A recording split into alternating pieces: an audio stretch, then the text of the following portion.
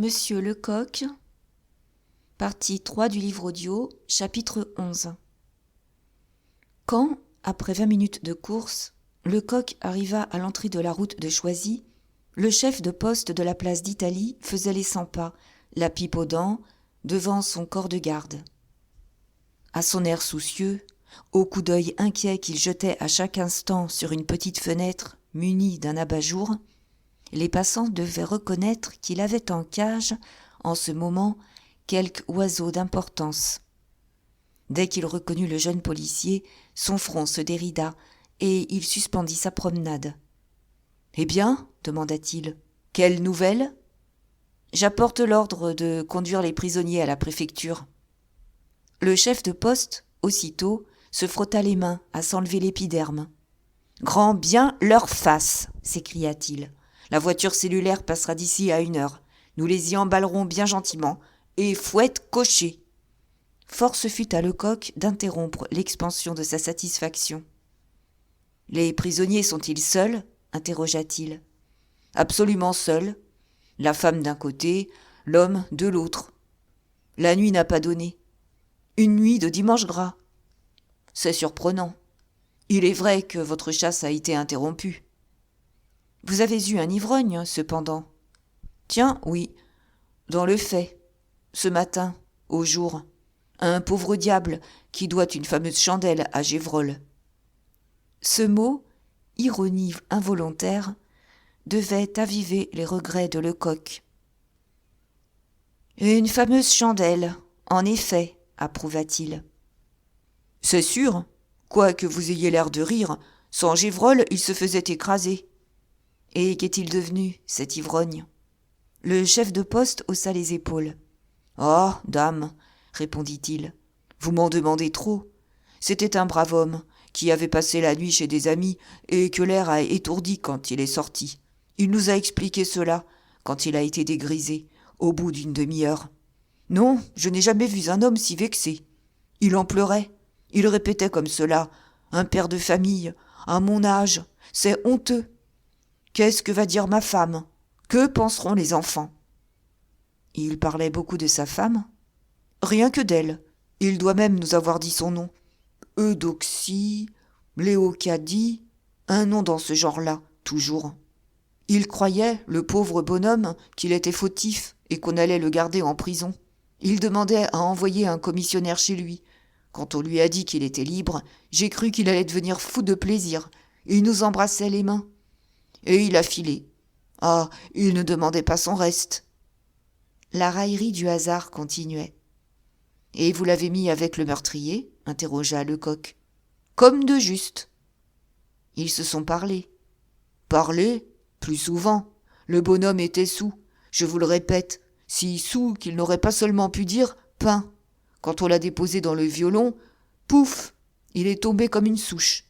Dès qu'il s'est éveillé, on lui a ouvert. Non, ils ne se sont pas parlé. » Le jeune policier était devenu pensif.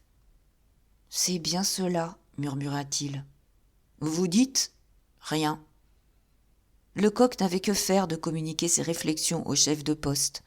Elles n'étaient pas précisément gaies. « Je l'avais compris, pensait-il, cet ivrogne, qui n'est autre que le complice, a autant d'habileté que d'audace et de sang-froid. Pendant que nous suivions ses traces, il nous épiait. Nous nous éloignons, il ose pénétrer dans le cabaret. Puis il vient se faire prendre ici, et grâce à un truc d'une simplicité enfantine, comme tous les trucs qui réussissent, il parvient à parler au meurtrier. Avec quelle perfection il a joué son rôle. Tous les sergents de ville y ont été pris, eux qui cependant se connaissent en ivrognes. Mais je sais qu'il jouait un rôle, c'est déjà quelque chose. Je sais qu'il faut prendre le contre-pied de tout ce qu'il a dit. Il a parlé de sa famille, de sa femme, de ses enfants. Donc, il n'a ni enfant, ni femme, ni famille.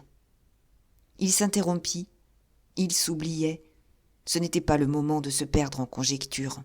« Au fait, reprit-il à haute voix, comment était-il, cet ivrogne ? » C'était un grand et gros papa, rougeaud, avec des favoris blancs, large figure, petits yeux, nez épaté, l'air bête et jovial. Une manière de jocrisse. Quel âge lui avez-vous donné ? De 40 à 50 ans. Avez-vous quelque idée de sa profession ?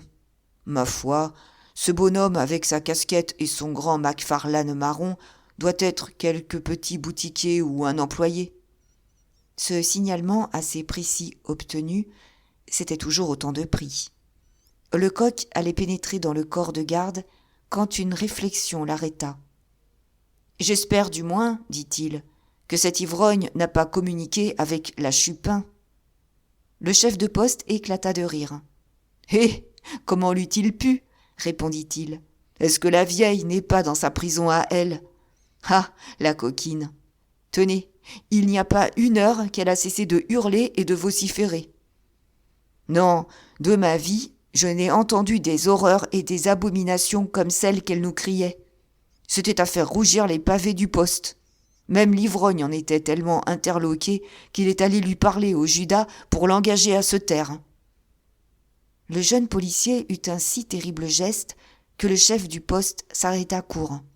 « Qu'y a-t-il donc ? Balbutia-t-il. « Vous vous fâchez ? Pourquoi ? » « Parce que, répondit Lecoq, furieux, parce que. » Et ne voulant pas avouer la cause vraie de sa colère, il entra au poste en disant qu'il allait voir le prisonnier. Resté seul, le chef de poste se mit à jurer à son tour. « Ces cocos de la sûreté sont toujours les mêmes, grondait-il. Tous. Ils vous questionnent, on leur dit tout ce qu'ils veulent savoir, et après, si on leur demande quelque chose, ils vous répondent « rien » ou « parce que ». Farceurs. Ils ont trop de chance, et ça les rend fiers. Pas de garde, pas d'uniforme, la liberté. Mais où donc est passé celui-ci ? L'œil collé au Judas, qui sert aux hommes de garde à surveiller les prisonniers du violon, Lecoq examinait avidement le meurtrier. C'était à se demander si c'était bien là le même homme qu'il avait vu quelques heures plus tôt à la Poivrière, debout sur le seuil de la porte de communication, tenant la ronde en respect, enflammé par toutes les furies de la haine, le front haut, l'œil étincelant, la lèvre frémissante. Maintenant, toute sa personne trahissait le plus effroyable affaissement, l'abandon de soi, l'anéantissement de la pensée, l'hébétude, le désespoir. Il était assis en face du Judas, sur un banc grossier, les coudes sur les genoux, le menton dans la main, l'œil fixe, la lèvre pendante. « Non, murmura Lecoq. Non, cet homme n'est pas ce qu'il paraît être. » Il l'avait examiné, il voulut lui parler. Il entra, l'homme leva la tête, arrêta sur lui un regard sans expression, mais ne dit mot. « Eh bien, demanda le jeune policier, comment cela va-t-il ? »« Je suis innocent, répondit l'homme d'une voix rauque. « Je l'espère bien, mais c'est l'affaire du juge. Moi, je viens savoir si vous n'auriez pas besoin de prendre quelque chose. »« Non. » Sur la seconde même, le meurtrier se ravisa. « Tout de même, ajouta-t-il, je casserais bien une croûte, histoire de boire un verre de vin. »« On vous sert, répondit Lecoq. Il sortit aussitôt, et tout en courant dans le voisinage pour acheter quelques comestibles, il se pénétrait de cette idée qu'en demandant à boire après un refus, l'homme n'avait songé qu'à la vraisemblance du personnage qu'il prétendait jouer. Quoi qu'il en fût, le meurtrier mangea du meilleur appétit. Il se versa ensuite un grand verre de vin, le vida lentement et dit « C'est bon, ça fait du bien où ça passe. » Cette satisfaction désappointa fort le jeune policier. Il avait choisi, en manière d'épreuve, un de ces horribles liquides bleuâtres, troubles, épais, nauséabonds, qui se fabriquent à la barrière, et il s'attendait à un haut-le-cœur, pour le moins, du meurtrier. Et pas du tout. Mais il n'eut pas le loisir de chercher les conclusions de ce fait. Un roulement au dehors annonçait l'arrivée de la voiture de la préfecture. Lugubre véhicule qui a reçu entre autres noms celui de panier à salade à compartiment. Il fallut y porter la veuve Chupin qui se débattait et criait à l'assassin. Puis le meurtrier fut invité à y prendre place. Là, du moins, le jeune policier comptait sur quelques manifestations de répugnance. Et il guettait. Rien. L'homme monta dans l'affreuse voiture le plus naturellement du monde, et même il prit possession de son compartiment en habitué, qui connaît les êtres et sait quelle position est la meilleure dans un si étroit espace. « Ah, le matin est fort !» murmura Lecoq dépité, « mais je l'attends à la préfecture. » Chapitre 12. Les portes de la voiture cellulaire étaient exactement refermées, le conducteur fit claquer son fouet et la geôle roulante partit au grand trot de ses 2 vigoureux chevaux. Lecoq avait pris place dans le cabriolet ménagé sur le devant, entre le conducteur et le garde de Paris de service, et sa préoccupation était si forte que, certes, il n'entendit rien de leur conversation. Elle était des plus joviales, bien que troublée par l'atroce voix de la veuve Chupin qui, enrageant dans son compartiment, chantait ou vomissait des injures, alternativement. Le jeune policier venait d'entrevoir le moyen de surprendre quelque chose du secret que cachait ce meurtrier, qui, dans sa conviction, il en eût parié sa tête à couper, devait avoir vécu dans les sphères élevées de la société. Que ce prévenu eût réussi à feindre de l'appétit, qu'il eût surmonté le dégoût d'une boisson nauséabonde, qu'il fût monté sans broncher dans le panier à salade à compartiment, il n'y avait rien, là, de positivement extraordinaire de la part d'un homme doué d'une forte volonté et dont l'imminence du péril et l'espoir du salut devaient décupler l'énergie. Mais saurait-il se contraindre de même lorsqu'il serait soumis aux humiliantes formalités de l'écrou de la permanence, formalités qui, en certains cas, peuvent et doivent être poussées jusqu'aux derniers outrages ? Non, Lecoq ne le pouvait supposer. Sa persuasion était que très certainement l'horreur de la flétrissure, l'exaspération de toutes les délicatesses violentées, les révoltes de la chair et de la pensée jetteraient le meurtrier hors de soi et lui arracheraient un de ces mots caractéristiques dont s'empare l'instruction. C'est seulement quand la voiture cellulaire quitta le Pont-Neuf pour prendre le quai de l'Horloge que le jeune policier parut revenir à lui. Bientôt, la lourde machine tourna sous un porche et s'arrêta au milieu d'une cour étroite et humide. Déjà, Lecoq était à terre. Il ouvrit la porte du compartiment où était enfermé le meurtrier en lui disant « Nous sommes arrivés, descendez ». Il n'y avait pas de danger qu'il s'échappât. Une grille s'était refermée, et d'ailleurs, une douzaine, au moins, de surveillants et d'agents s'étaient approchés, curieux de voir la moisson de coquins de la nuit. Délivré, le meurtrier était descendu lestement. Encore une fois, sa physionomie avait changé.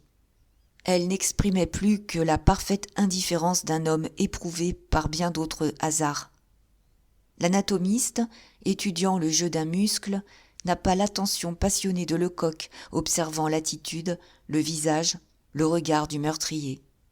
Quand son pied toucha le pavé verdâtre de la cour, il parut éprouver une sensation de bien-être. Il aspira l'air à plein poumon, puis il se détira et se secoua violemment pour rendre l'élasticité à ses membres engourdis par l'exiguïté du compartiment du panier à salade. Cela fait, il regarda autour de lui, et un sourire à peine saisissable monta à ses lèvres. On eût juré que ce lieu ne lui était pas étranger, qu'il avait vu déjà ses hautes murailles noircies, ses fenêtres grillées, ses portes épaisses, ses verrous, tout cet appareil sinistre de la geôle. « Mon Dieu !» pensa Lecoq ému. « Est-ce qu'il se reconnaît ?» L'inquiétude du jeune policier redoubla quand il vit l'homme, sans une indication, sans un mot, sans un signe, se diriger vers une des 5 ou 6 portes qui ouvraient sur la cour. Il allait droit à celle qu'il fallait prendre, en effet, tout droit, sans une hésitation. Était-ce un hasard ? Alors, il devenait prodigieux, car le meurtrier, ayant pénétré dans un couloir assez obscur, marcha droit devant lui, tourna à gauche, dépassa la salle des gardiens, laissa à droite le parloir des singes et entra dans le greffe. Un vieux repris de justice, un cheval de retour, comme on dit rue de Jérusalem, n'eût pas fait mieux. Le coq sentait comme une sueur froide perler le long de son échine. « Cet homme, pensait-il, est déjà venu ici. Il sait les êtres. » Le greffe était une salle assez grande, mal éclairée par des fenêtres trop petites à carreaux poussiéreux, chauffées outre mesure par un poêle de fonte. Là était le greffier, lisant un journal posé sur le registre des crous, registre lugubre où sont inscrits et décrits tous ceux que l'inconduite, la misère, le crime, un coup de tête, une erreur quelquefois, ont amené devant cette porte basse du dépôt.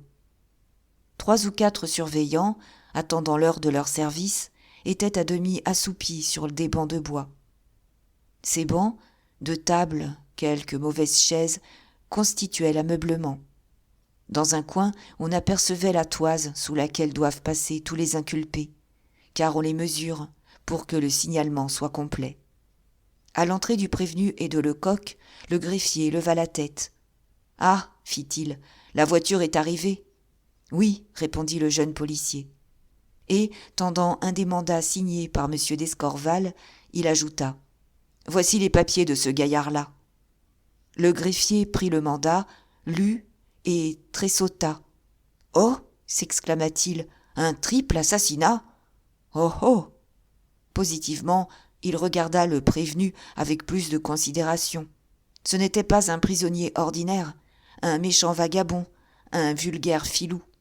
« Le juge d'instruction ordonne sa mise au secret, reprit-il, et il faut lui donner des vêtements, les siens étant des pièces de conviction. Vite, que quelqu'un aille prévenir monsieur le directeur, qu'on fasse attendre les autres voyageurs de la voiture. Je vais, moi, écrouer ce gaillard-là dans les règles. » Le directeur n'était pas loin. Il parut. Le greffier avait préparé son registre. « Votre nom ?» demanda-t-il au prévenu. « Mais. »« Vos prénoms ?»« Je n'en ai pas. »« Comment ? Vous n'avez pas de prénom ?» Le meurtrier sembla réfléchir. Puis, d'un air bourru, « Au fait, dit-il, autant vous dire de ne pas vous épuiser à m'interroger. Je ne répondrai qu'au juge. Vous voudriez me faire couper, n'est-ce pas ? La belle malice, mais je la connais. » « Remarquez, observa le directeur, que vous aggravez votre situation. »« Rien du tout. Je suis innocent, vous voulez m'enfoncer, je me défends. Tirez-moi maintenant des paroles du ventre, si vous pouvez. Mais vous feriez mieux de me rendre mon argent qu'on m'a pris au poste. 136 francs 8 sous. J'en aurai besoin quand je sortirai d'ici. Je veux qu'on les inscrive sur le registre. Où sont-ils ? » Cet argent avait été remis à Lecoq par le chef du poste, avec tout ce qui avait été trouvé sur le meurtrier quand on l'avait fouillé une première fois. Il déposa le tout sur une table. « Voici vos 136 francs 8 sous, dit-il, et de plus votre couteau, votre mouchoir de poche et 4 cigares. » Le plus vif contentement se peignit sur les traits du prévenu. « Maintenant, reprit le greffier, voulez-vous répondre ?» Mais le directeur avait compris l'inutilité de l'insistance. Il fit signe au greffier de se taire, et s'adressant à l'homme, « Retirez vos chaussures, » commanda-t-il. À cet ordre, Lecoq crut voir vaciller le regard du meurtrier. Était-ce une illusion ? « Pourquoi faire ? demanda-t-il. « Pour passer sous la toise, » répondit le greffier. « Il faut que j'inscrive votre taille. » Le prévenu ne répondit pas. Il s'assit et retira ses bottes de gros cuir, dont l'une, celle de droite, avait le talon complètement tourné en dedans. Il avait les pieds nus dans ses bottes grossières. « Vous ne mettez donc que des chaussures que le dimanche ?» lui demanda Lecoq. « À quoi voyez-vous cela ? Parbleu, à la boue dont vos pieds sont couverts jusqu'à la cheville. »« Et après ?» fit l'homme du ton le plus insolent. « Est-ce un crime de n'avoir pas les pieds comme une marquise ? Ce ne serait pas votre crime, en tout cas. dit lentement le jeune policier. Pensez-vous que je ne vois pas, en dépit de la boue, combien vos pieds sont blancs et nets ? Les ongles sont soignés et passés à la lime. Il s'interrompit. Un éclair de son génie investigateur traversait son esprit. Il avança vivement une chaise, étendit dessus un journal et dit au meurtrier « Veuillez poser vos pieds là ». L'homme essaya de faire des façons. « Ah, ne résistez pas » insista le directeur. « Nous sommes en force. » Le prévenu se résigna. Il se plaça comme on le lui avait ordonné, et le coq, s'armant d'un canif, se mit à détacher adroitement les fragments de boue qui adhéraient à la peau. Partout ailleurs qu'au greffe du dépôt, on eût sans doute ri de la besogne entreprise par le coq. Besogne mystérieuse, étrange et grotesque tout à la fois. Mais dans cette antichambre de la cour d'assises, les actes les plus futiles revêtent une teinte lugubre, le rire se glace aisément sur les lèvres, et on ne s'étonne de rien. Tous les assistants, d'ailleurs, depuis le directeur jusqu'au dernier des gardiens, en avaient bien vu d'autres. Même, il ne vint à personne l'idée de demander au jeune policier à quelle inspiration il obéissait. Ce qui était clair, ce qui était acquis, c'est que le prévenu allait disputer à la justice son identité, qu'il fallait à tout prix la constater, et que probablement Lecoq avait imaginé un moyen d'atteindre ce but. Il eut, du reste, promptement terminé, et recueillit sur le journal plein le creux de la main d'une poussière noirâtre. Cette poussière, il la divisa en 2 parts. Il en enveloppa une dans un morceau de papier qu'il glissa dans sa poche et présenta l'autre au directeur en lui disant « Je vous prie, monsieur, de recevoir en dépôt et de sceller ceci sous les yeux du prévenu. Il ne faut pas qu'il puisse, plus tard, prétendre que, à cette poussière, on en a substitué d'autres. » Le directeur fit ce qu'on lui demandait, et pendant qu'il ficelait et cachetait dans un petit sac cette pièce de conviction, le meurtrier haussait les épaules et ricanait. Il est vrai que sous cette gaieté cynique, Lecoq croyait deviner une poignante anxiété. Le hasard lui devait bien la compensation de ce petit triomphe, car les événements ultérieurs allaient tromper toutes ses prévisions.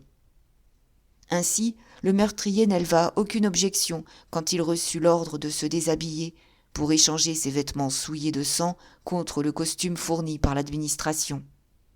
Pas un des muscles de son visage ne trahit le secret de son âme, pendant qu'on soumettait sa personne à ces perquisitions ignominieuses qui font monter le rouge au front des plus abjects scélérats. C'est avec une farouche insensibilité qu'il laissa les surveillants peigner ses cheveux et sa barbe et inspecter l'intérieur de sa bouche pour s'assurer qu'il ne cachait ni un de ces ressorts de montre qui coupent les plus solides barreaux, ni un de ces fragments microscopiques de mine de plomb dont se servent les prisonniers pour tracer ces billets qu'ils échangent roulés dans une boulette de mie de pain et qu'ils appellent des postillons. Les formalités de l'écrou étaient accomplies. Le directeur sonna un gardien. « Conduisez cet homme, lui dit-il, au numéro 3 des secrets. » Point ne fut besoin d'entraîner le prévenu. Il sortit comme il était entré, précédant le gardien, en habitué qui sait où il va. « Quel bandit !» exclama le greffier. « Vous croyez ?» hasarda Lecoq, dérouté mais non ébranlé. « Ah ! Il n'y a pas à en douter, déclara le directeur. Ce gaillard est assurément un dangereux malfaiteur, un récidiviste. Même, il me semble l'avoir eu déjà pour locataire. J'en jurerais presque. » Ainsi, ces gens d'une expérience consommée partageaient l'opinion de Gévrol. Lecoq était seul de son avis. Il ne discuta pas, cependant. À quoi bon ? D'ailleurs, on venait d'introduire la veuve Chupin. Le voyage avait calmé ses nerfs, car elle était devenue plus douce qu'un mouton. C'est d'une voix pateline et l'œil en pleurs qu'elle prit ses bons monsieur à témoin de l'injustice criante qui lui était faite, à elle, une honnête femme, bien connue à la préfecture. Sans doute on en voulait à sa famille, puisque déjà, en ce moment, son fils Polyte, un si bon sujet, était détenu sous l'inculpation d'un vol au bonjour. Qu'allait devenir sa bru et son petit-fils Toto, qui n'avait qu'elle pour soutien. Mais, quand on l'emmena, après qu'elle eut donné ses noms et prénoms, une fois dans le corridor, le naturel reprit le dessus, et on l'entendit se quereller avec le gardien. « Tu as tort de n'être pas poli, lui disait-elle. C'est une bonne pièce que tu perds, sans compter qu'une fois libre, je t'aurais invité à venir boire un bon coup, sans payer, dans mon établissement. » C'était fini. Le coq était libre jusqu'à l'arrivée du juge d'instruction. Il erra d'abord le long des corridors et de salle en salle. Mais, comme partout, il était questionné, dérangé, il sortit et alla s'établir sur le quai, devant le porche.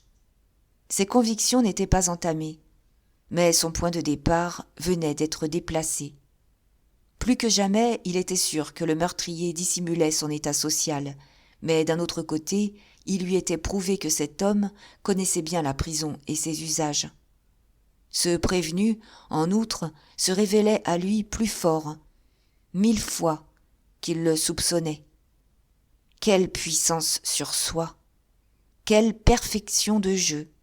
Il n'avait pas sourcillé pendant les plus atroces épreuves, et il avait trompé les meilleurs yeux de Paris. Le jeune policier était là depuis tantôt 3 heures, immobile autant que la borne sur laquelle il était assis, ne s'apercevant ni du froid ni du vol du temps, quand un coupé s'arrêta devant le porche, et M. d'Escorval en descendit, suivi de son greffier. Il se dressa et courut au-devant d'eux, haletant, interrogeant. « Mes recherches sur le terrain, lui dit le juge, me confirment dans l'idée que vous avez vu juste. Y a-t-il du nouveau ? » « Oui, monsieur, un fait futile en apparence, mais d'une importance qui... »« C'est bien, interrompit le juge. Vous m'expliquerez cela dans un moment. Je veux avant interroger sommairement les prévenus. Simple affaire de forme pour aujourd'hui. Attendez-moi donc ici. » Quoique le juge eût promis de se hâter, le coq comptait sur 1 heure au moins de faction, et il en prenait son parti. Il avait tort. 20 minutes ne s'étaient pas écoulées quand M. d'Escorval reparut, sans son greffier. Il marchait très vite et adressa d'assez loin la parole au jeune policier. « Il faut, lui dit-il, que je rentre chez moi. À l'instant. Je ne puis vous écouter. Cependant, monsieur, assez. On a porté à la morgue les cadavres des victimes. Ayez l'œil de ce côté. Puis, pour ce soir, faites. Ah, faites ce que vous jugerez utile. Mais, monsieur, il me faudrait... Demain, à 9 heures, dans mon cabinet, au palais. » Le coq voulait insister, mais déjà M. d'Escorval était monté, s'était jeté plutôt, dans son coupé, et le cocher fouettait le cheval. « En voilà un juge, » murmura le jeune policier, demeuré tout pantois sur le quai. « Devient-il fou ?» Et une mauvaise pensée traversant son esprit, « Ou plutôt, ajouta-t-il, ne tiendrait-il pas la clé de l'énigme ? Ne voudrait-il pas se priver de mes services ? » Ce soupçon lui fut si cruel qu'il rentra précipitamment, espérant tirer quelque lumière de l'attitude du prévenu, et qu'il courut coller son œil au guichet ménagé dans la porte épaisse des secrets. Le meurtrier était couché sur le grabat placé vis-à-vis la porte, la figure tournée du côté du mur, enveloppé jusqu'aux yeux dans la couverture. Dormait-il ? Non, car le jeune policier surprit un mouvement singulier. Ce mouvement, qu'il ne put s'expliquer, l'intrigua. Il appliqua l'oreille au lieu de l'œil, à l'ouverture, et il distingua comme une plainte étouffée. Plus de doute, le meurtrier râlait. « À moi !» cria le coq, épouvanté. « À l'aide !» 10 gardiens accoururent. « Qu'y a-t-il ? Le prévenu, là, il se suicide !» On ouvrit. Il était temps. Le misérable avait déchiré une bande de ses vêtements, il l'avait nouée autour de son cou, et se servant en guise de tourniquet d'une cuillère de plomb apportée avec sa pitance, il s'étranglait. Le médecin de la prison, qu'on envoya chercher, et qui le saigna, déclara que 10 minutes encore, et c'en était fait, la suffocation étant déjà presque complète. Quand le meurtrier revint à lui, Il promena autour de son cabanon un regard de fou. On eût dit qu'il s'étonnait de se sentir vivant. Puis, une grosse larme jaillit de ses paupières bouffies, roula le long de sa joue et se perdit dans sa barbe. On le pressa de questions. Pas un mot. « Puisque c'est ainsi, fit le médecin, qu'il est au secret et qu'on ne peut lui donner un compagnon, il faut lui mettre la camisole de force. » Après avoir aidé à emmailloter le prévenu, Lecoq se retira tout pensif et péniblement ému. Il sentait, sous le voile mystérieux de cette affaire, s'agiter quelque drame terrible. « Mais que s'est-il passé ?» murmurait-il. « Ce malheureux s'est-il tu? A-t-il tout avoué au juge? Pourquoi cet acte de désespoir ?» Chapitre 13. Lecoq ne dormit pas cette nuit-là. Et cependant, il y avait plus de 40 heures qu'il était sur pied et qu'il n'avait, pour ainsi dire, ni bu ni mangé.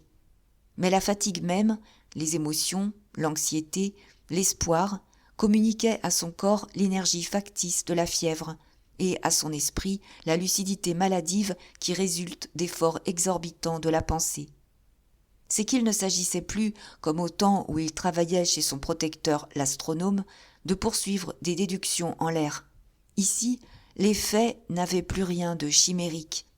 Ils n'étaient que trop réels, les cadavres des 3 victimes qui gisaient sur les dalles de la morgue. Mais si la catastrophe était matériellement prouvée, tout le reste n'était que présomption, doute, conjecture. Pas un témoin ne se levait pour dire quelles circonstances avaient entouré, précédé, préparé l'affreux dénouement. Une seule découverte, il est vrai, devait suffire à éclairer ces ténèbres où se débattait l'instruction, l'identité du meurtrier. Quel était-il? Qui avait tort ou raison?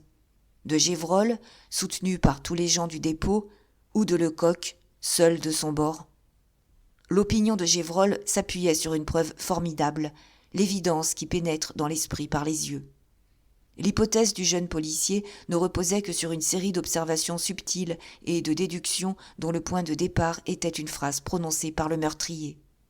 Et cependant, Lecoq n'avait plus l'ombre d'un doute, depuis une courte conversation avec le greffier de M. d'Escorval, qu'il avait rencontré en sortant du dépôt. Ce brave garçon, adroitement interrogé par Lecoq, n'avait point vu d'inconvénient à lui apprendre ce qui s'était passé dans la cellule des secrets entre le prévenu et le juge d'instruction. C'était, autant dire, rien. Non seulement le meurtrier n'avait rien avoué à M. d'Escorval, mais il avait, assurait le greffier, répondu de la façon la plus évasive aux questions qui lui étaient posées, et même, à certaines, il n'avait pas répondu. Et si le juge n'avait pas insisté, c'est que pour lui, ce premier interrogatoire n'était qu'une formalité destinée à justifier la délivrance un peu prématurée du mandat de dépôt. Dès lors, que penser de l'acte de désespoir du prévenu? La statistique des prisons est là pour démontrer que les malfaiteurs d'habitude, c'est l'expression, ne se suicident pas. Arrêtés chauds du crime, les uns sont pris d'une exaltation folle et ont des attaques de nerfs, les autres tombent dans une torpeur stupide, pareille à celle de la bête repue qui s'endort, les babines pleines de sang. Mais aucun n'a l'idée d'attenter à ces jours. Ils tiennent à leur peau, si compromise qu'elle soit. Ils sont lâches, ils sont douillets. L'abject Pullman, pendant sa détention, ne put jamais se résoudre à se laisser arracher une dent dont il souffrait tant qu'il en pleurait. D'un autre côté, le malheureux qui, dans un moment d'égarement, commet un crime, cherche presque toujours à échapper par une mort volontaire aux conséquences de son acte. Donc, la tentative avortée du prévenu était une forte présomption en faveur du système de Lecoq. Il faut, se disait-il, que le secret de cet infortuné soit terrible, puisqu'il y tient plus qu'à la vie, puisqu'il a essayé de s'étrangler pour l'emporter intact dans la tombe. Il s'interrompit. 4 heures sonnaient. Lestement, il sauta à bas de son lit, où il s'était jeté tout habillé, et 5 minutes plus tard, il descendait la rue Montmartre, où il logeait déjà à cette époque, mais dans un hôtel garni. Le temps était toujours détestable. Il brouillassait, Mais qu'importait au jeune policier? Il marchait d'un bon pas, quand, arrivé à la pointe Saint-Eustache, il fut interpellé par une grosse voix railleuse. « Hé, joli garçon !» Il regarda et aperçut Gévrol qui, suivi de 3 de ses agents, venait jeter ses filets aux environs des Halles. C'est un bon endroit. Il est rare qu'il ne se glisse pas quelques filous altérés dans les établissements qui restent ouverts toute la nuit pour les maraîchers. « Te voilà levé bien matin, monsieur Lecoq, » continua l'inspecteur de la sûreté. « Tu cours toujours après l'identité de notre homme ?»« Toujours. Est-ce un prince déguisé, décidément, ou un simple marquis ? L'un ou l'autre, à coup sûr. Bon, en ce cas, tu vas nous payer une tournée à prendre sur ta future gratification. » Lecoq consentit, et la petite troupe entra en face, dans un débit. Les verres remplis. « Ma foi, général, reprit le jeune policier, notre rencontre m'évite une course. Je comptais passer à la préfecture pour vous prier, de la part du juge d'instruction, d'envoyer ce matin même un de nos collègues à la morgue. L'affaire de la poivrière a fait du bruit. Il y aura du monde, et il s'agirait de dévisager et d'écouter les curieux. C'est bon, le père Absinthe y sera dès l'ouverture. » Envoyer le père Absinthe là où il fallait un agent subtil était une moquerie. Cependant, Lecoq ne protesta pas. Mieux valait encore être mal servi que trahi, et il était sûr du bonhomme. « N'importe, continua Gévrol, tu aurais dû me prévenir hier soir. Mais quand je suis arrivé, tu étais déjà parti. J'avais affaire. Où ? À la place d'Italie. Je voulais savoir si le violon du poste est pavé ou carrelé. Sur cette réponse, il paya, salua et sortit. « Tonnerre !» s'écria alors Gévrol en reposant violemment son verre sur le comptoir. « Sacré tonnerre ! Que ce cadet-là me déplaît, méchant galopin. Ça ne sait pas le b.a.-ba du métier et ça fait le malin. Quand ça ne trouve rien, ça invente des histoires et ça entortille les juges d'instruction avec des phrases pour avoir de l'avancement. Je t'en donnerai, moi, de l'avancement. À rebours. Ah, je t'apprendrai à te ficher de moi. » Lecoq ne s'était pas moqué. La veille, en effet, il s'était rendu au poste où avait été renfermé le prévenu. Il avait comparé au sol du violon la poussière qu'il avait en poche, et il rapportait, croyait-il, de cette expédition une de ces charges accablantes qui, souvent, suffisent à un juge d'instruction pour obtenir des aveux complets du plus obstiné prévenu. S'il s'était hâté de fausser compagnie à Gévrol, c'est qu'il avait une rude besogne à mener à bonne fin avant de se présenter à M. d'Escorval. Il prétendait retrouver le cocher qui avait été arrêté par les 2 femmes rue du Chevaleret, et, dans ce but, il s'était procuré dans les bureaux de la préfecture le nom et l'adresse de tous les loueurs de voitures établis entre la route de Fontainebleau et la Seine. Les débuts de ses recherches ne furent pas heureux. Dans le premier établissement où il se présenta, les garçons d'écurie, qui n'étaient pas levés, l'injurièrent. Les palefreniers étaient debout dans le second, mais pas un cocher n'était arrivé. Ailleurs, le patron refusait de lui communiquer les feuilles où est, ou devrait être du moins, inscrit l'itinéraire quotidien de chaque cocher. Il commençait à désespérer, quand enfin, sur les 7h30, au jour, chez un nommé Trigault, dont l'établissement était situé au-delà des fortifications, il apprit que, dans la nuit du dimanche au lundi, un des cochers avait dû rebrousser chemin comme il rentrait. Même ce cocher, on le lui montra dans la cour, où il aidait à atteler sa voiture. C'était un gros petit vieux, au teint enflammé, au petit œil pétillant de ruse, qui avait dû user sur le siège plus d'un fagot de manches de fouet. Lecoq marcha droit à lui. « C'est vous, lui demanda-t-il, qui, dans la nuit de dimanche à lundi, entre 1h et 2 du matin, avez pris 2 femmes rue du Chevaleret ?» Le cocher se redressa, enveloppa Lecoq d'un regard sagace et, prudemment, répondit. « Peut-être. C'est une réponse positive qu'il me faut. »« Ah ah !» fit le vieux d'un ton narquois. « Monsieur connaît sans doute 2 dames qui ont perdu quelque chose dans une voiture, et alors ?» Le jeune policier tressaillit de joie. Cet homme, évidemment, était celui qu'il cherchait. Il l'interrompit. « Avez-vous entendu parler d'un crime dans les environs ?»« Oui, dans un cabaret borgne, on a assassiné. Eh bien, ces 2 femmes s'y trouvaient. Elles fuyaient quand elles vous ont rencontré. Je les cherche. Je suis agent du service de la sûreté. Voici ma carte. Voulez-vous me donner des renseignements ?» Le gros cocher était devenu blême. « Ah, les scélérates !» s'écria-t-il. « Je ne m'étonne plus du pourboire qu'elles m'ont donné. 1 louis et 2 pièces de 100 sous pour la course. En tout, 30 francs. Gueux d'argent. Si je ne l'avais pas dépensé, je le jetterais. Et où les avez-vous conduites ? Rue de Bourgogne. J'ai oublié le numéro, mais je reconnaîtrai la maison. Malheureusement, elles ne se seront pas fait descendre chez elles. Qui sait ? Je les ai vues sonner. On a tiré le cordon et elles entraient comme je filais. Voulez-vous que je vous y mène ? Pour toute réponse, le coq s'élança sur le siège en disant « Partons ». Chapitre 15. Devait-on supposer complètement dénuées d'intelligence les femmes qui s'étaient échappées du cabaret de la veuve Chupin au moment du meurtre ? Non. Était-il admissible que ces 2 fugitives, avec la conscience de leur situation périlleuse, se fussent fait conduire jusqu'à leur domicile par une voiture prise sur la voie publique ? Non encore. Donc, l'espoir de les rejoindre que manifestait le cocher était chimérique. Le coq se dit tout cela, et cependant, il n'hésita pas à grimper sur le siège et à donner le signal. En route. C'est qu'il obéissait à un axiome qui s'était forgé à ses heures de méditation, qui devait plus tard assurer sa réputation et qu'il formulait ainsi. En matière d'information, se défier surtout de la vraisemblance. Commencer toujours par croire ce qui paraît incroyable. D'autre part, en se décidant ainsi, le jeune policier se ménageait les bonnes grâces du cocher et, par suite, des renseignements plus abondants.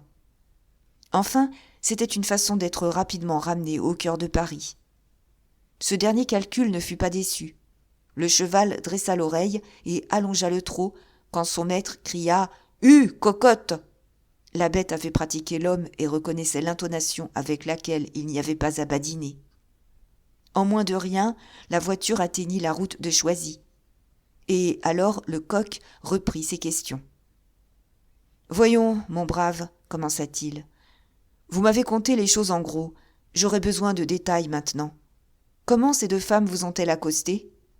C'est bien simple. J'avais fait, le dimanche gras, une fichue journée. 6 heures de fil sur les boulevards et la pluie tout le temps. Quelle misère ! À minuit, j'avais 30 sous de pourboire, pour tout potage. Cependant, j'étais tellement échiné, mon cheval était si las, que je me décide à rentrer. Je marronnais, il faut voir. Quand, rue du Chevaleret, passé la rue Picard, j'aperçus de loin 2 femmes debout sous un réverbère. Naturellement, je ne m'en occupe pas, parce que les femmes, quand on a mon âge... Passons, interrompit le jeune policier. Je passe en effet devant elles, et quand elles se mettent à m'appeler, cocher, cocher, je fais celui qui n'entend rien.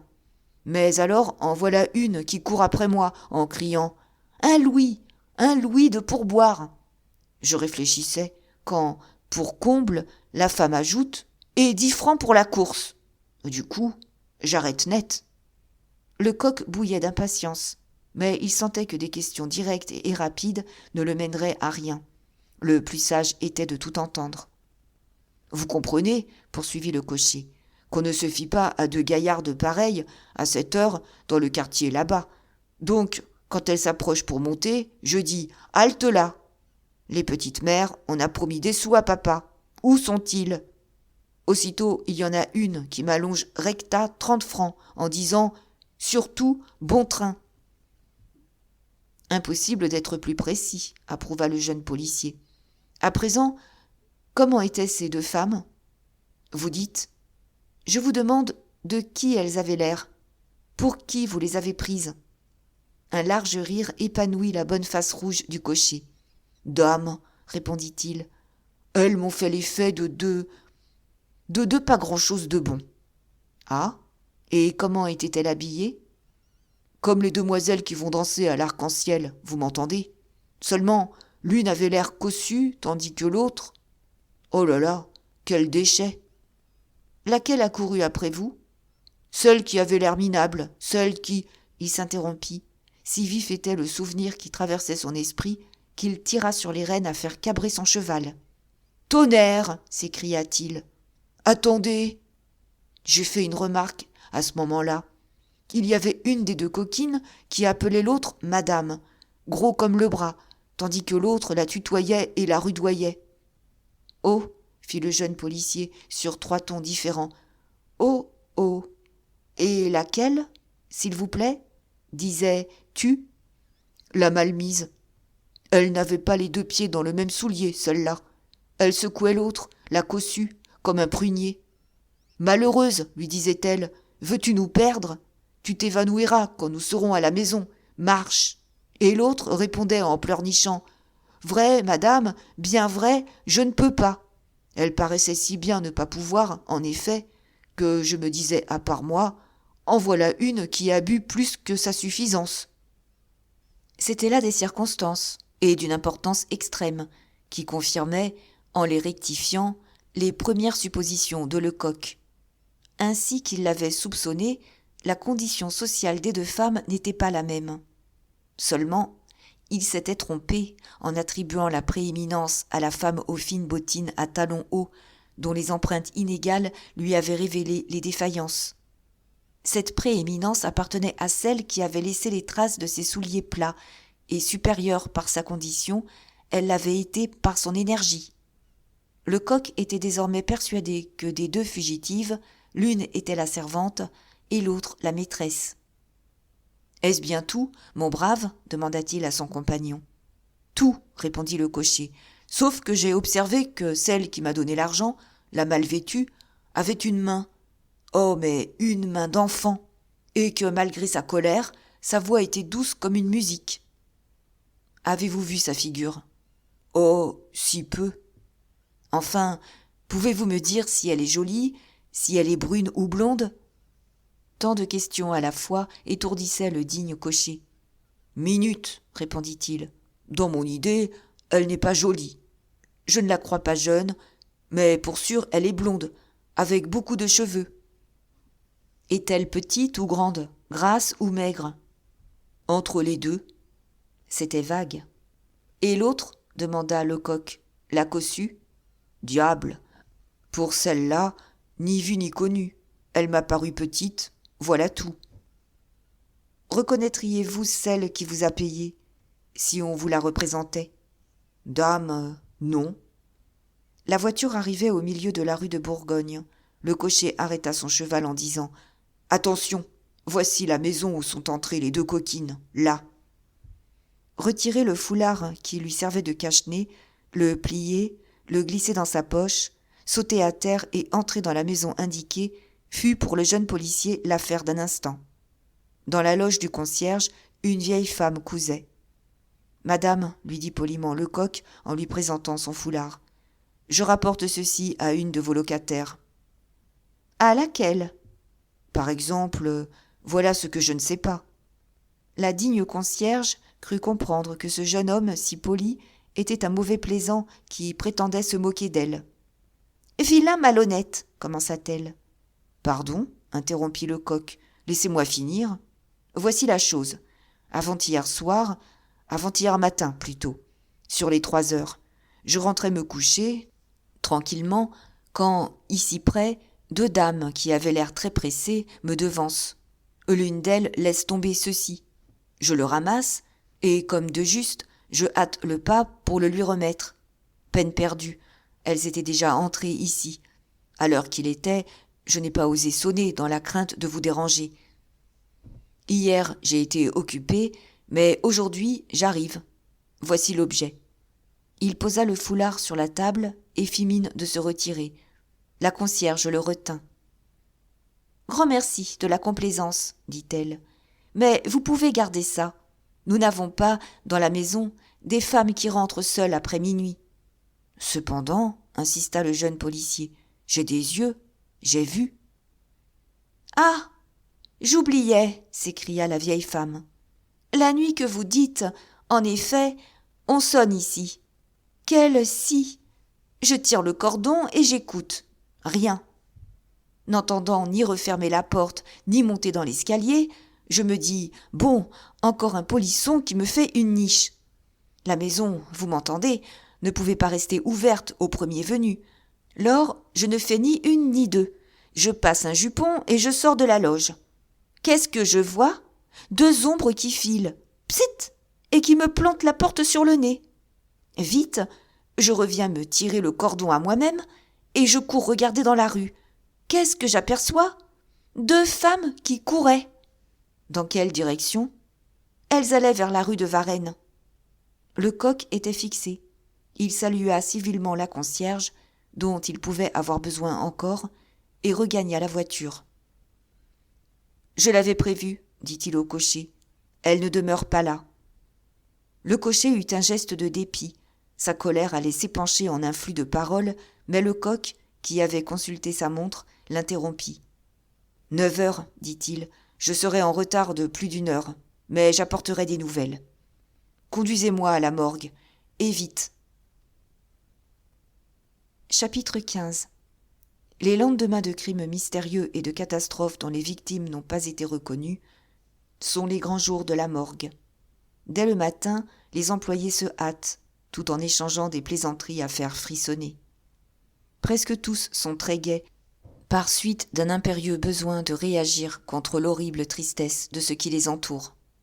« Nous aurons du monde aujourd'hui, disent-ils. » Et de fait, quand le coq et son cocher atteignirent le quai, ils purent de loin distinguer des groupes nombreux et animés qui stationnaient autour du lugubre monument.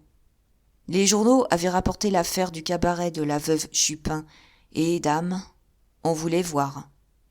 Sur le pont, le coq se fit arrêter et sauta sur le trottoir. « Je ne veux pas descendre de voiture devant la morgue, » dit-il. Puis, tirant alternativement sa montre et son porte-monnaie, il poursuivit. « Nous avons, mon brave, 1h40. Par conséquent, je vous dois... »« Oh, rien du tout, » répondit impérieusement le cocher. « Cependant... »« Non, pas un sou. Je suis trop vexé d'avoir dépensé l'argent de ces satanées coquines. Je voudrais, tenez, que ce que j'en ai bu m'eût donné la colique. Ainsi, ne vous gênez pas. S'il vous faut une voiture, prenez la mienne. Pour eux rien, jusqu'à ce que vous ayez pincé les scélérates. » Le coq n'était pas riche à cette époque. Il n'insista pas. « Vous avez bien pris mon nom, au moins, » poursuivit le cocher, « et mon adresse. Assurément, il faudra que le juge d'instruction entende votre déposition. Vous recevrez une assignation. » « Eh bien, c'est ça. Papillon, Eugène, cocher chez Monsieur Trigault. Je loge chez lui parce que, voyez-vous, je suis un peu son associé. » Déjà, le jeune policier s'éloignait. Papillon le rappela. « En sortant de la morgue, lui dit-il, vous irez bien quelque part. Vous m'avez déclaré que vous aviez un rendez-vous et que même vous étiez en retard. Sans doute, on m'attend au palais de justice, mais c'est à 2 pas. N'importe, je vais vous espérer au coin du quai. Ah, ce n'est pas la peine de répondre non. Je l'ai mis dans ma tête, et je suis breton. C'est un service que je vous demande. Gardez-moi au moins pour les 30 francs des coquines. » Il y eut eu cruauté à repousser cette requête. Le coq fit donc un geste d'assentiment et se dirigea rapidement vers la morgue. S'il y avait tant de monde aux alentours, c'est que le sinistre établissement était plein, et on faisait queue, littéralement. Le coq, pour pénétrer, dut jouer énergiquement des coudes. Au-dedans, c'était hideux. Oui, hideux à se demander quelle dégoûtante émotion venait chercher là ces féroces curieux. Il y avait des femmes en grand nombre, des jeunes filles aussi. Les petites ouvrières qui, en se rendant à leur ouvrage, sont obligées de passer aux environs, font un détour pour venir contempler la moisson de cadavres inconnus que donne quotidiennement le crime, les accidents de voiture, la Seine et le canal Saint-Martin. Les plus sensibles restent à la porte. Les intrépides entrent et, en ressortant, racontent leurs impressions. Quand il n'y a personne, que les dalles chôment, elles ne sont pas contentes. C'est à n'y pas croire. Mais il y avait, ce matin-là, chambrée complète. Toutes les dalles, hormis 2, étaient occupées. L'atmosphère était infâme. Un froid malsain tombait sur les épaules, et au-dessus de la foule planait comme un brouillard infect, tout imprégné des âcres odeurs du chlore destiné à combattre les miasmes. Et au chuchotement des causeries, entrecoupées d'acclamations et de soupirs, se mêlait, ainsi qu'un accompagnement continu, le murmure des robinets, placés au chevet de chaque dalle, et le sourd clapotis de l'eau qui coulait et tombait en s'éclaboussant. Par les petites fenêtres cintrées, la lumière glissait blafarde sur les corps exposés, faisait saillir énergiquement les muscles, accusait les marbrures des chairs verdâtres et éclairait sinistrement les haillons pendus autour de l'amphithéâtre, des frocs horribles qui doivent aider aux reconnaissances et qui, au bout d'un certain temps, sont vendus, car rien ne se perd. Mais le jeune policier était trop à ses pensées pour remarquer les hideurs du spectacle. À peine donna-t-il un coup d'œil aux 3 victimes de l'avant-veille. Il cherchait le père Absinthe et ne le découvrait pas. Gévrol, volontairement ou non, avait-il manqué à ses promesses, ou bien le vieil homme de la rue de Jérusalem s'était-il oublié à sa goutte matinale et avait-il bu la consigne ? En désespoir de cause, Lecoq s'adressa au chef des gardiens. « Il paraît, demanda-t-il, que personne encore n'a reconnu un seul des malheureux de l'affaire de l'autre nuit ? » ?»« Personne. Et cependant, depuis l'ouverture, nous avons un monde fou. Moi, voyez-vous, si j'étais le maître, des jours comme aujourd'hui, je demanderais 2 sous par personne, à la porte, demi-place pour les enfants, et on ferait de fameuses recettes. On couvrirait les frais. » Cette idée ainsi émise était un appât présenté à la conversation. Lecoq ne le saisit pas. « Excusez, interrompit-il, ne vous a-t-on pas, dès ce matin, envoyé un agent du service de la sûreté ? » ?»« En effet. »« Alors, où est-il passé ? » ?»« Je ne l'aperçois pas. » Le gardien, avant de répondre, toisa d'un œil soupçonneux ce questionneur acharné, et enfin, d'un ton hésitant, il dit « En êtes-vous » Cette phrase fut lancée dans la circulation à l'époque où prospéraient d'immondes agents provocateurs sous la Restauration. Elle s'appliquait uniquement à la police. On en était ou on n'en était pas. La phrase a survécu aux circonstances. « J'en suis », répondit le jeune policier, exhibant sa carte à l'appui de son affirmation. « Et vous vous nommez ?»« Lecoq. » La physionomie du gardien-chef se fit soudainement souriante. « En ce cas, dit-il, j'ai une lettre pour vous, qui vient de m'être remise par votre camarade, lequel était forcé de s'absenter. La voici. » Le jeune agent rompit immédiatement le cachet et lut. « Monsieur Lecoq. » Monsieur.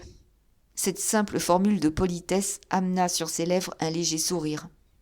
N'était-elle pas, de la part du père Absinthe, la reconnaissance explicite de la supériorité de son collègue ? Le jeune policier devina là un dévouement canin qu'il devait payer par cette protection affectueuse du maître pour son premier disciple. Cependant, il poursuivait sa lecture. « Monsieur Lecoq, j'étais de faction depuis l'ouverture, quand, vers 9h, 3 jeunes gens sont entrés bras dessus, bras dessous. Ils avaient la tournure et le genre d'employés de magasin. Tout à coup, j'en vois un qui devient plus blanc que sa chemise et qui montre aux autres un de nos inconnus de chez la Chupin en disant « Gustave ». Aussitôt, ses camarades lui mettent la main sur la bouche en répétant « Vas-tu te taire, fichu bête ? De quoi te mêles-tu ? Veux-tu donc nous faire arriver de la peine ?» Là-dessus, ils sortent, et moi, je sors derrière eux. Mais celui qui avait parlé était si ému qu'il ne pouvait plus se traîner, de sorte que les autres l'ont conduit dans un petit caboulot. J'y suis entré, moi aussi, et c'est là que je vous fais cette lettre, tout en les guignant du coin de l'œil. Le gardien-chef vous remettra ce papier qui vous expliquera mon absence. Vous comprenez que je vais filer ces gaillards-là. A.B.S. Cette lettre était d'une écriture presque indéchiffrable, Les fautes d'orthographe s'entrelaçaient de ligne en ligne, mais elle était claire et précise et devait éveiller les plus flatteuses espérances. Le visage de Lecoq rayonnait donc quand il remonta en voiture et tout en poussant son cheval, le vieux cocher ne put se tenir de questionner. « Cela va comme vous voulez ?» dit-il. Un chut amical fut la seule réponse du jeune policier. Il n'avait pas trop de toute son attention pour coordonner dans son esprit ces renseignements nouveaux. Descendu devant la grille du palais, il eut bien de la peine à congédier le vieux cocher qui voulait absolument rester à ses ordres. Il y réussit cependant, mais il était déjà sous le porche de gauche que le bonhomme, debout sur son siège, lui criait encore « Chez Monsieur Trigault, n'oubliez pas, le père Papillon, numéro 998, 1000-2. » Parvenu au 3e étage de l'aile gauche du palais, à l'entrée de cette longue, étroite et sombre galerie qu'on appelle la galerie de l'instruction, Lecoq s'adressa à un huissier installé derrière un bureau de chêne. « Monsieur d'Escorval est sans doute dans son cabinet ?» demanda-t-il. L'huissier hocha tristement la tête. « Monsieur d'Escorval, répondit-il, n'est pas venu ce matin, et il ne viendra pas d'ici des mois. »« Comment cela ? Que voulez-vous dire ? » « Hier soir, en descendant de son coupé à sa porte, il est tombé si malheureusement qu'il s'est cassé la jambe. »